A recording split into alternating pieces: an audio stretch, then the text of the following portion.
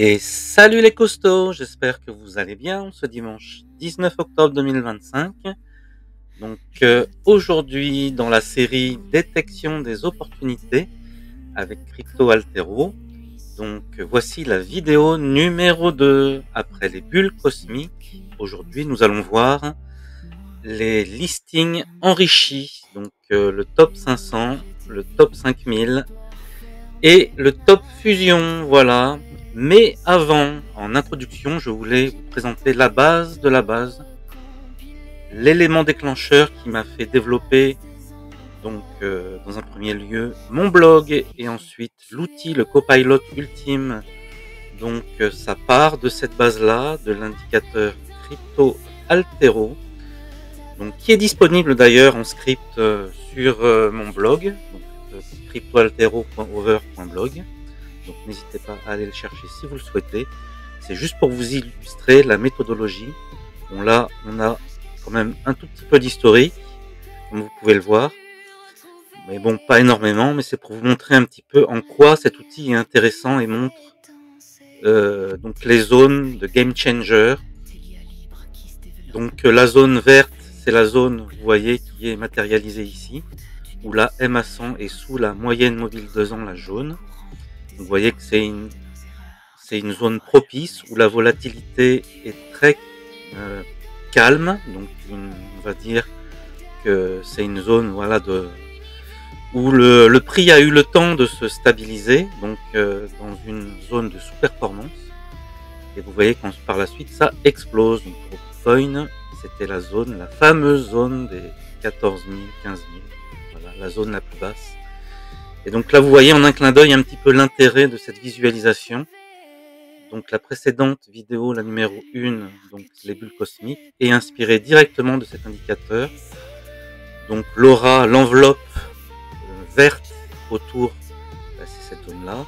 La jaune, c'est quand vous avez un pic du prix qui descend sous la moyenne mobile 2 ans, sans forcément que la MA100, la verte ici, soit sous cette moyenne. Donc, grosso modo, ça signifie que c'est un prix d'achat opportuniste, voilà.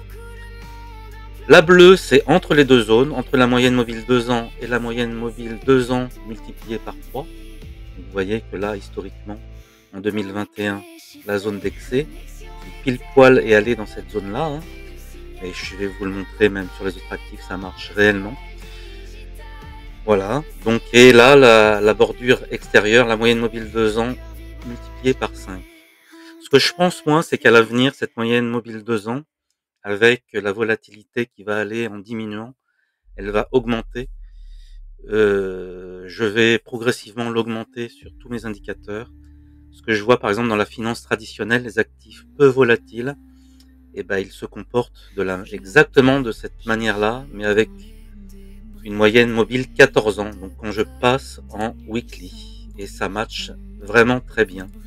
Donc je pense que dans quelques années, lorsque la volatilité sera moindre, il suffira tout simplement d'augmenter cette moyenne mobile 2 ans.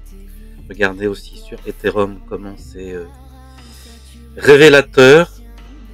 Donc, vous voyez les zones d'excès, il y a même des zones où on fait peut-être, j'imagine, moyenne mobile 2 ans x6, x7. Vous voyez qu'on n'est pas encore dans cette zone de surchauffe et le marché peut vraiment nous surprendre très prochainement. Vous voyez, Solana, c'est assez fou de voir à quel point cette métrique est donc exacte. Donc bon, alors effectivement, on dit que les performances passées ne présagent pas des performances futures, mais tant que ça n'est pas invalidé dans les cycles suivants, je pense qu'il faut se fier à ces indicateurs.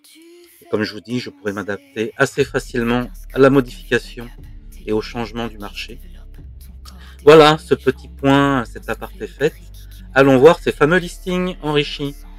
Alors déjà sur la homepage, ce qu'on voit, c'est que ces derniers 24 heures, les actifs, donc les trois principaux, étaient dans un mouchoir de poche entre moins 0,5% et plus 1,5% de performance. Donc on va dire qu'on est en phase de latérisation. Voilà, on peut le voir aussi sur le top 15 des cryptoactifs, entre moins 3 et plus 4%. Voilà, donc le premier listing que je voulais vous montrer, c'était donc le top 500, voilà. Donc le top 500, donc ça résume déjà beaucoup d'informations. Donc la variation de l'actif depuis minuit, je pense que c'est une métrique sous-estimée, parce que comme on peut le voir dans le thermomètre César d'ailleurs, c'est entre minuit, même 1 heure, c'est l'ouverture des marchés asiatiques. Et donc c'est souvent le signe d'un nouveau, d'un renouveau, d'un top, d'un bottom. Et c'est assez cyclique, c'est marrant à observer. Donc pour moi, en plus, c'est le rythme sur lequel nous, Européens, on est calés. Donc minuit, c'est le début de la journée, grosso modo, hein. Bon, la journée active, entre guillemets, c'est plus 9 h, 18 h, je vous l'accorde, quand on est salarié. Mais donc voilà, donc début de la journée, minuit. Donc cet indicateur, je le trouve quand même assez révélateur. Donc vous avez la variation 24 heures plus classique, mais donc et également les flux depuis minuit. Et donc à notre réveil, en pleine journée active, on voit déjà la première phase sur les marchés asiatiques, la tendance de la nuit. Donc c'est intéressant à observer. Donc vous avez la variation 24 heures, 7 jours, 14 jours et 30 jours. Donc vous pouvez allègrement donc, faire des classements dans tous les sens et vous amuser pour du rééquilibrage. Donc ça c'est plutôt classique, on va dire. Ce qui l'est moins, c'est le RSI 14 journalier. Donc vous voyez que là, bon, sur la première page, mais on peut le faire sur les 5 pages, donc le top 500. Donc on peut trier par RSI, donc on voit très nettement la surchauffe du gold. Ensuite, eh bien, juste à côté, vous avez la pente de la moyenne mobile 14 du RSI. Donc ça peut paraître, pour ceux qui n'êtes pas un peu technique, un peu barbare tout ça, mais c'est très simple en fait, c'est la direction de l'actif, quoi. Enfin, la direction des flux des actifs, parce que le RSI étant donc la force des acheteurs ou des vendeurs. Donc par exemple, là en l'occurrence sur le gold, vous voyez que sur 2 jours, puisqu'on est en journalier, je le répète, pardon. Donc la pente de la moyenne mobile 14 du RSI est descendante, donc ça signifie que c'est une force vendeuse, voilà. Et donc dès qu'on va noter un retournement, par exemple sur un actif, la pente va aller presque à zéro, puis aller dans l'autre direction, donc dans le vert, ça va marquer un changement de dynamique où les acheteurs vont être prépondérants par rapport aux vendeurs. Donc là, vous comprenez un petit peu la dynamique et l'intérêt de toutes ces métriques. Donc trier également par pente du RSI peut donner des indications très pertinentes sur le changement de direction et des mouvements des flux entre acheteurs et vendeurs. Donc voilà, donc la pente du RSI, vous avez donc mon indicateur de volatilité compris entre 0 et 1. Plus l'actif est proche de 1, vous voyez, on a l'Atome, le Solana, DOT, AVAX, donc plus c'est en fait c'est extrême, ça veut dire qu'il faut malgré tout en avoir peur. C'est pas un momentum d'achat, il y a beaucoup de volatilité. Mieux vaut acheter en période calme où la volatilité est super basse. Vous voyez, P-Network, OKB, Algo, encore que là OKB non, il est en surperformance et qui doit être dans la zone bleue. Là on est en dessous de la moyenne mobile 2 ans, donc soit la bulle est verte ou jaune, donc un moment opportun pour en acquérir si vous croyez en l'actif. Donc un tri par volatilité la plus basse est très souvent judicieux. Donc regardez bien entendu aussi le RSI, donc un RSI très bas, ça montre que ça peut être un moment propice d'acheter, puisque l'on sait que les retournements se font souvent lorsque le RSI est bas pour un pump et aller jusqu'à la zone de surchauffe des 70. Donc voilà, acheter dans ces phases-là, c'est plutôt une bonne idée. Voilà, donc là, graphique peut être amélioré, mais vous voyez que vous avez aussi le spark sur 24 heures, donc le mouvement de l'actif. Voilà, donc je vais vous montrer les autres listings, donc le top 5000 et le top fusion qui sont dans l'espace l'espace client, pardon. Voilà, je crois que d'ailleurs cette nuit il y a eu un petit pump de MLN, si je ne m'abuse. Vous voyez, regardez un petit peu cette dynamique de fou entre 50 et 60% par rapport aux performances de nos chers Bitcoin, Ethereum et Solana. Donc c'est assez fou, il se passe peut-être un truc sur cet actif. Donc allons nous connecter pour voir les deux autres listings. Voilà. Donc le top 5000 crypto, allons-y. Donc c'est ni plus ni moins que le top 500 de la homepage. Et c'est en ça où ça peut être intéressant de vous connecter, vous créez un compte. Vous avez accès donc à toutes ces métriques sur les 5000 crypto actifs les plus capitalisés du marché. Donc quand j'ai l'information, donc grâce à mes 658 bulles, je vous affiche le Spark, donc la variation de l'actif sur les 24 heures, et donc tout ce que je vous ai présenté tout à l'heure, la pente du RSI, le RSI. Donc dans certaines métriques, je l'ai noté slope, bon, pente RSI, slope, c'est juste un vocabulaire à utiliser ou pas. Sur chaque actif, vous avez donc accès soit à mes bulles, soit à CoinGecko. Donc tout est centralisé ici, c'est super. Donc, vous pouvez rechercher un actif, par exemple, on va faire les plumes. Hop, vous voyez, donc ça va vous trier sur le top 5000.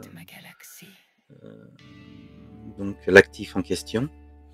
Donc plume, pour ceux qui ne connaissent pas, j'en fais pas forcément la promotion ici, mais je vois passer pas mal d'actualités dessus ces derniers temps. C'est un actif, une blockchain spécialisée de Layer 1 pour le RWA. Bon, c'est le début du projet, donc faites attention. Une volatilité modérée. Mais bon, à moins 40% en 30 jours, si la dynamique du RWA repart, et de toute façon, je pense que c'est une dynamique d'avenir. S'il y a une narrative sur laquelle aujourd'hui je devais reconstruire un portefeuille de zéro, je pense que je partirais sur du RWA. Donc Mondo, vous avez plusieurs tokens ciblés RWA. Vous pouvez les trouver sous CoinGecko. Et là, c'est pas la question du jour. Vous avez également les classements, donc des gagnants 24 heures et des perdants, donc c'est très intéressant, voilà, pour voir des zones, des opportunités. Voilà, donc c'est très, je pense que c'est un outil plutôt intéressant. Passons au dernier, donc le top fusion. Donc comme son nom l'indique, c'est la fusion de tous ces indicateurs, avec en plus tout ce qu'il y a dans mes bulles cosmiques, c'est-à-dire vous avez également une détection des patterns basés sur les bougies japonaises, donc avec une probabilité que le mouvement pressenti se produise. Voilà, donc ça donne une indication supplémentaire, donc très intéressante. Et vous avez aussi, ce qui fait un peu la force de mon outil, c'est l'analyse de chaque projet un par un, et il y en a 110 aujourd'hui. Donc mon analyse 4 axes, mais ça je vous le présenterai ultérieurement. Voilà, donc en résumé, c'est la fusion de tous les développements réalisés. Donc cette note, donc, des 4 axes, d'ailleurs, je m'en sers pour construire les portefeuilles donc rééquilibrés, automatiques. Donc, quand vous voulez choisir une approche prudente ou agressive, donc c'est basé sur ces notes-là. Voilà, donc je vous présenterai ces autres métriques plus tard. Donc on y va point par point. Et donc je vous souhaite un très bon dimanche à tous et à toutes. Et donc n'hésitez pas à vous inscrire sur Telegram, ma nouvelle chaîne, sur laquelle j'envoie toutes ces métriques donc de surchauffe et de sous-performance. Donc je compte sur vous. Likez s'il vous plaît, ça me fera plaisir pour le travail effectué. Et puis n'hésitez pas à le partager. Et ciao ciao, à très vite pour la 3e vidéo de cette série.